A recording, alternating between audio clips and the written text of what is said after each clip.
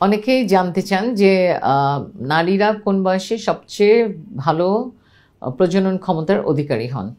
তো এটা আসলে আমরা অনেক আগে থেকেই জানি যে প্রাপ্তবয়স্ক নারী যেমন যার বয়স 18-র বেশি, তো আমাদের দেশে যদিও বিয়ের বয়স 18, কিন্তু আমরা বলি যে 20 থেকে 35 এর মধ্যে সবচেয়ে ভালো প্রজনন ক্ষমতা থাকে।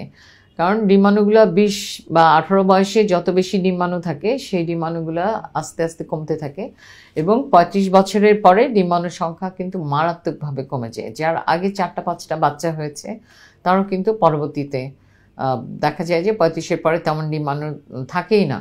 এর ফলে তখন যারা অনেক বেশি ক্যারিয়ারিস্ট হন বা ফ্যামিলিকে টানতে যেয়ে তাদের নিজেদের বিয়ের বয়স, বিয়ের চিন্তা করতে পারেন না, নানান কারণে পড়াশোনা শেষ করতে পারেন না, এইসব ক্ষেত্রে দেখা যায় যখনই 35-এর পরে ওনারা আমাদের কাছে আসেন আমরা ডিম্বাণু রিজার্ভের টেস্ট করলে অনেক কম পাই।